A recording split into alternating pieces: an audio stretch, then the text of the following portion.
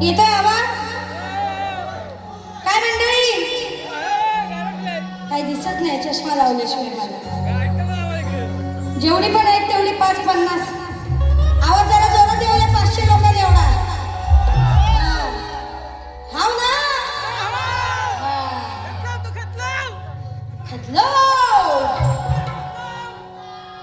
काय बघा, तुरेवाल्यांची बारी झालेली आहे, बरोबर आहे? म्हणजे शंकराची बारी झालेली आहे असं म्हणायला हरकत नाही, बरोबर की नाही? तर सुंदर बारी केली.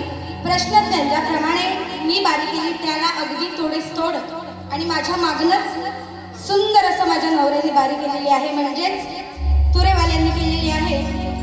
काही छोट्या छोट्या चुका आहेत त्या नक्कीच आपण या ठिकाणी हे करणार आहोत, बोलणार आहोत.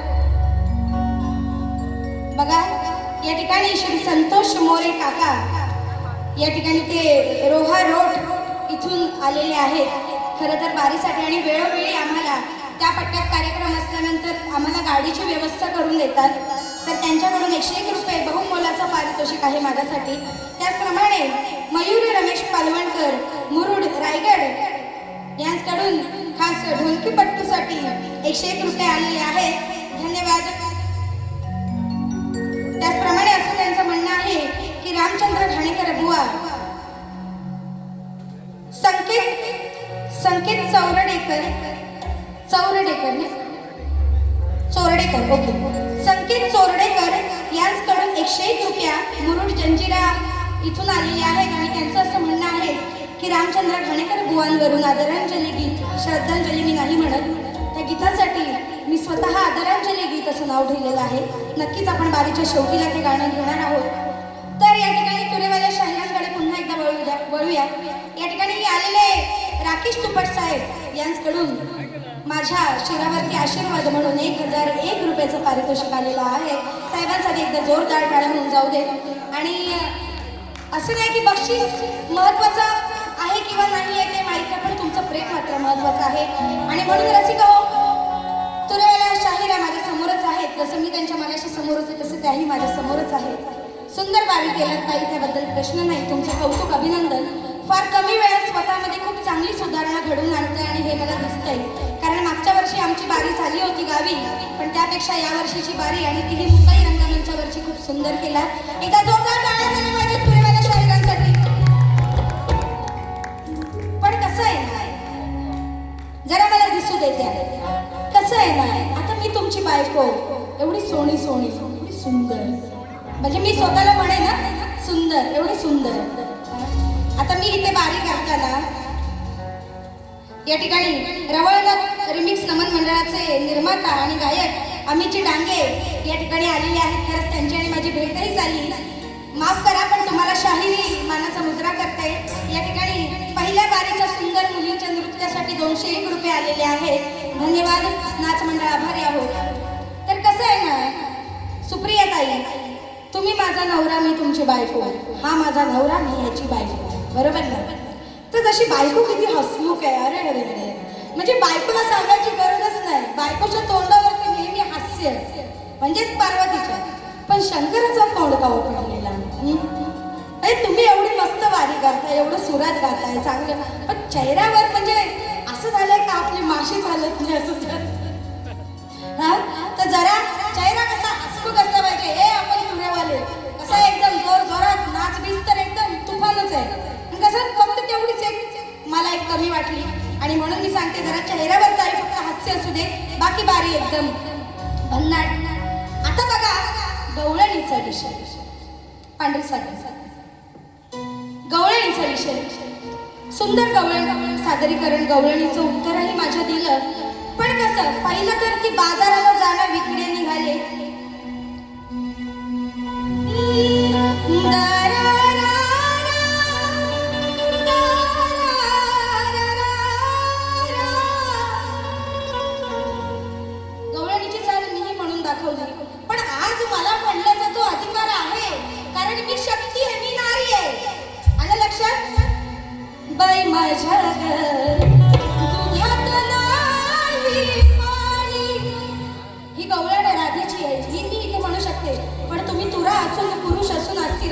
गवळण म्हणाला ताई विसरताय की तुम्ही कुठेतरी पुरुषाचा साज घालून आलात.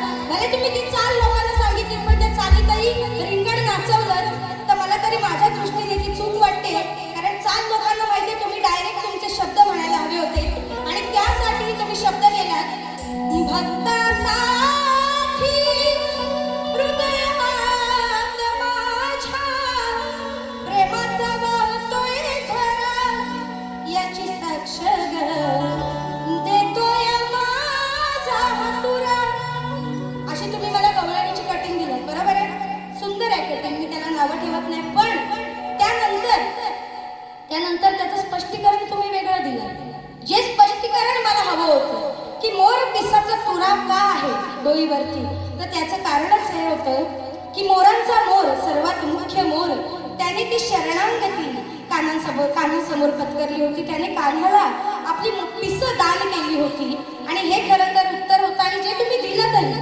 पण माझी अपेक्षा होती की गवळणीच्या काठीमधून मला ते उत्तर मिळायला हवं होतं. हरकत नाही, तुम्ही आधी काठ वेगळी दिलात आणि त्यानंतर स्पष्टीकरण वेगळं दिलात.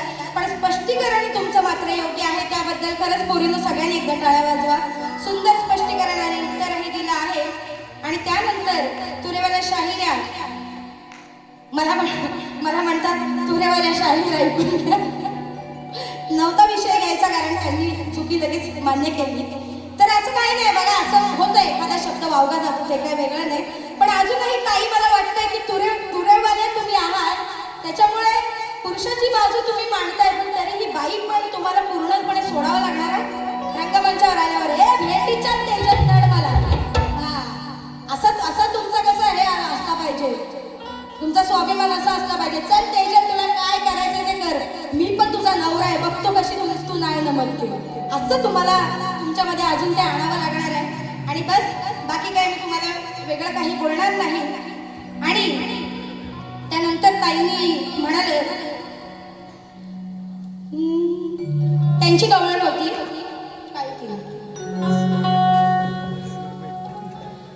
अरे सांगू का तुला काय आहे माझ्या मनात, लव करावं वाटतंय ग आता म्हातारपणात. म्हणून त्यांनी विषय माझ्यावर सोडलेला आहे बघा. अरे नवरा असून जीव का गुंतलाय कान्हात, राधा तू चुप कानाला भेटे वृंदावनात.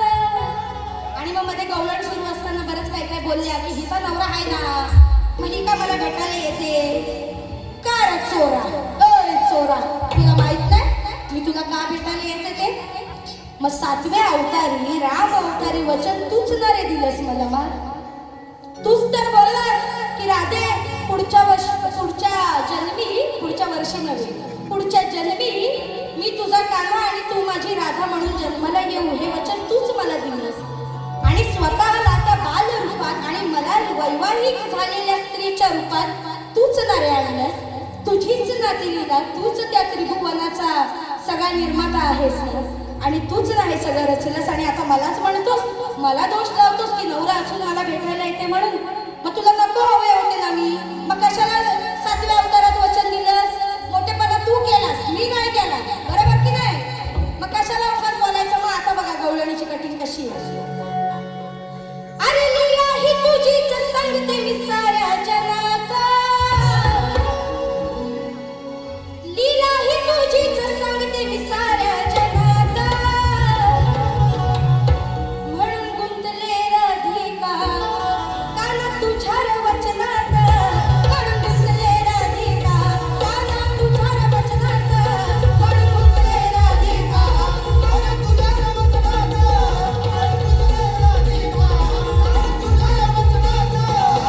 लीला ही तुझीच सांगते मी साऱ्या जनात, लीला ही तुझीच सांगते मी साऱ्या जनात. म्हणून गुंतले राधिका काना तुझ्या वचनात,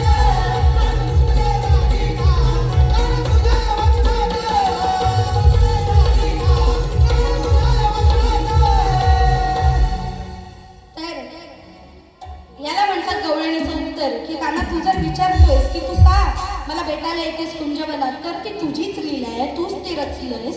आणि उलटा चोर कोतवाल कोण धन्यवाद. अशी मधनं येत जावं कधीतरी.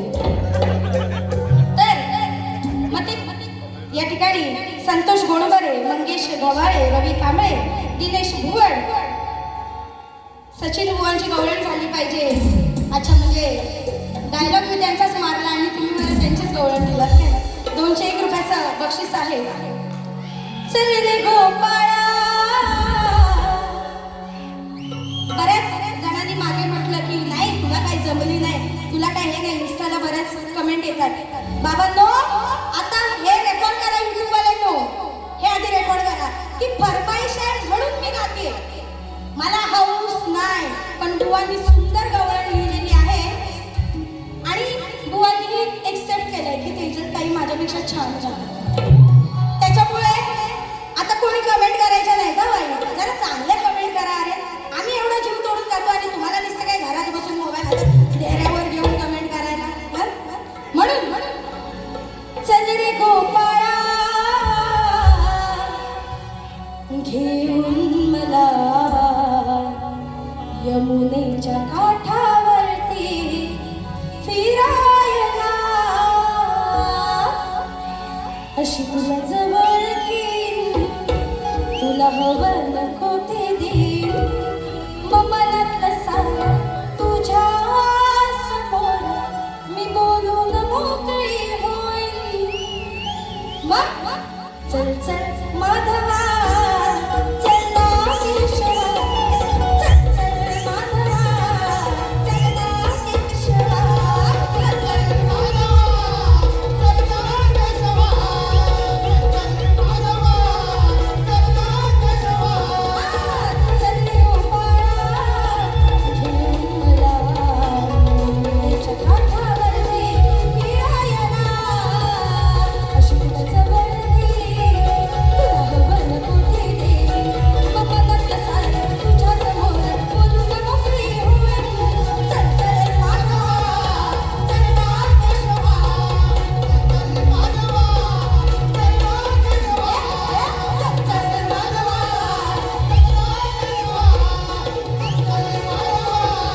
चल नागेश्वरा. फरमाईश होती म्हणून गायले, संपल्यानंतर पण स्पष्ट केलं. बस हा. रोशनी रमाकांत जावळे, सचिन बुवांच्या या गवळणीसाठी 201 रुपयाचं बक्षीस आलेलं आहे. धन्यवाद. बुवांच्या गवळणीमुळे पण मी फेमस होते, म्हणजे बघा. तर आता बाईने नंतर चौथा विषय गायला की जाऊ नको तुला मोठेपणात, डोकं लावलं तू जरा शास्त्र पुराणात, असं काहीतरी चाल होती मला त्यांची. हा, जाऊ नको तू मोठेपणात, डोकं लावलं तू शास्त्र पुराणात. म्हणजे त्यांचा बोलण्याचा हेतू हा होता की जर मी उत्तर दिले तर बाई मी तुम्हाला स्पष्ट सांगते तुमचं ते उत्तर चुकीचं आहे. तुम्ही अजून थोडासा अभ्यास करा आणि नक्कीच उत्तराच्या जवळ तुम्ही जाल. उत्तर मला नक्की द्याल. पण या वर्षभरात आपल्या नक्की पुढे 12 आहेत, त्याच्यामुळे तुम्ही प्रयत्न करा. आणि तुमचा जो प्रश्न तुम्ही माझ्यावर सोडला जाता, तुम्ही एवढं जर गाण्यात म्हणताय जाऊ नको तू मोठेपणात, जाऊ नको तू मोठेपणात, मी मोठेपणा करते म्हणजे असं म्हणायचंय तुम्हाला. डोकं लावा तू शास्त्र पुराणात. तर ठीक आहे, शास्त्र पुराणात जरा डोकं लावून बाबा आमच्या परीने उत्तर शोधण्याचा प्रयत्न आम्ही केलाय. तर प्रश्न होता की कोणत्या राजाची कन्या कोणाच्या वरदानाने प्रसूत झाल्यानंतर पुन्हा कुमारिका होत असे, अशा प्रकारे तिने किती पुरुषापासून किती पुत्रांना जन्म दिला, त्या भाग्यवान कुमारिका राजकन्येचे नाव काय? तर जो तुमचा प्रश्न आहे त्याचं उत्तर बघा देण्याचा प्रयत्न करते. तर कोणत्या राजाची कन्या? तर सर्वात आधी ययाती राजाची कन्या कोणाच्या वरदानाने? तर कव्या गालप ऋषींच्या वरदानाने ती प्रसूत झाली होती. त्याचप्रमाणे तिने किती पुरुषांपासून किती पुत्रांना जन्म दिला? तर तिने चार पुरुषांपासून 4 पुत्रांना जन्म दिला. आणि त्या भाग्यवान कुमारिका कन्येचे नाव काय? त्या भाग्यवान कुमारिका कन्येचे नाव माधवी असे होते. आणि तुम्हाला पुढे जर, कारण तुम्ही गाण्यात कसा आशय आणला होता की त्यांचं नाव, पुरुषांचं नाव, तर त्या पुरुषांचं नाव असं आहे अयोध्या, राजा अयोध्या राजा दिवोदास, राजा उशीनर आणि ऋषी विश्वामित्र याची पुत्र वसुमनस, प्रतद्र, शिबी आणि अष्टक. तर हा प्रयत्न माझा आहे तुमचं उत्तर देण्याचा. नक्कीच जर योग्य असेल तर सांगा, नाहीतर आम्ही आमचा अजून प्रयत्न सुरू ठेवू. एकदा चाल होऊन जाऊ द्या. आपली 2 गाणी गाऊन आपल्याला या ठिकाणी बारी संपवायची आहे. झाला वेळ.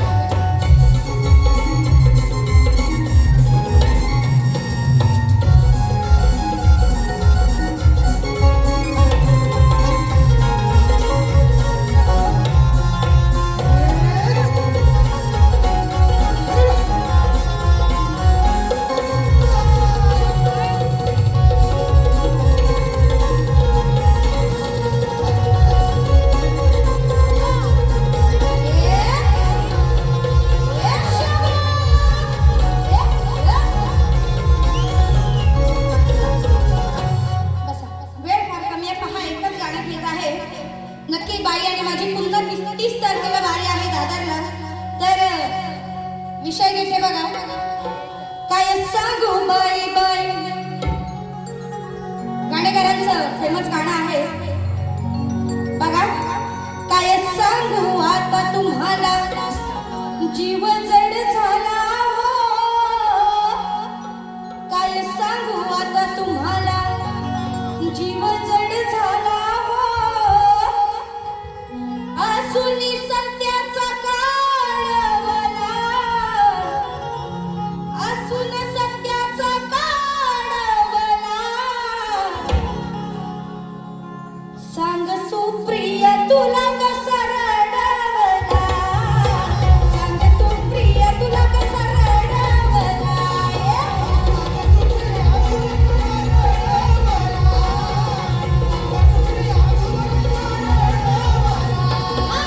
काय सांगू बाई आता जीव जड झाला हो. काय सांगू बाई आता जीव जड झाला हो. असूनी सत्याचा काढवला, सांग सुप्रिय तुला का रडवला, सांग सुप्रिय कसा रडवला.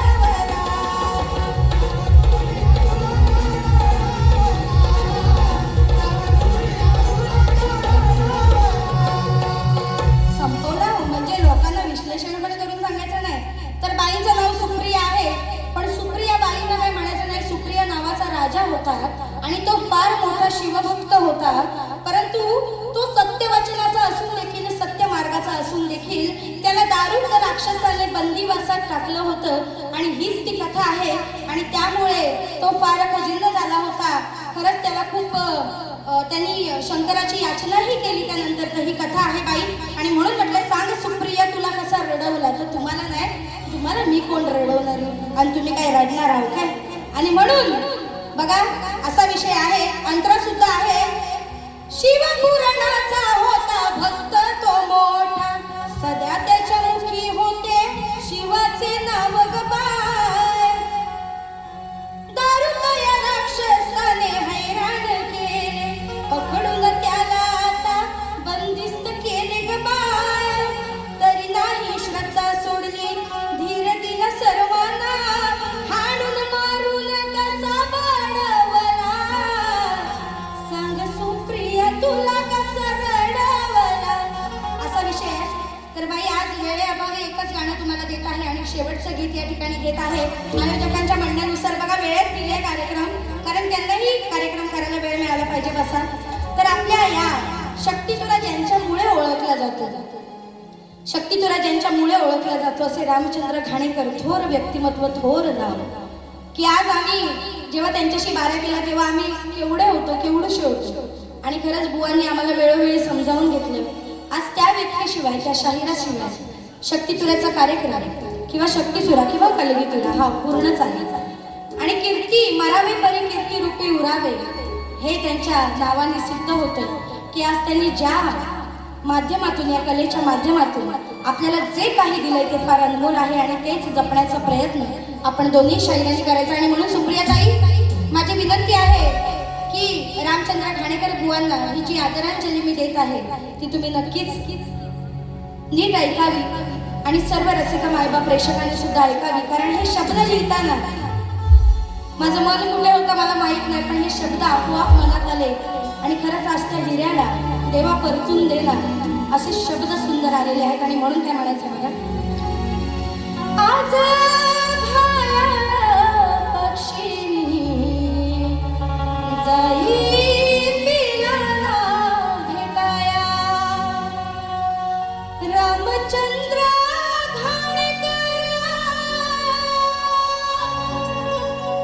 शक्ती तुरातील बुवा, रामचंद्र घाणेकर शक्ती तुरातील बुवा, मदेवा कलेचा तो हिरा आम्हा परतून द्यावा, देवा कलेचा तो हिरा आम्हा परतून द्यावा.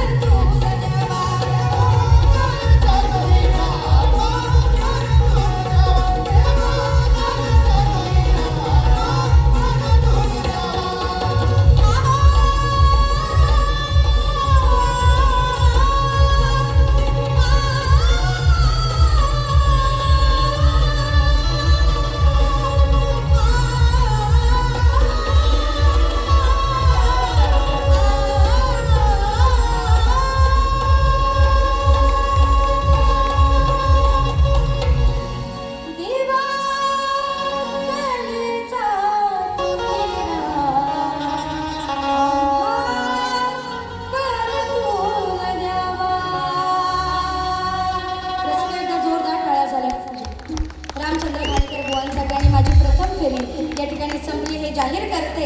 दुसरी फेरी या ठिकाणी संपली हे जाहीर करते.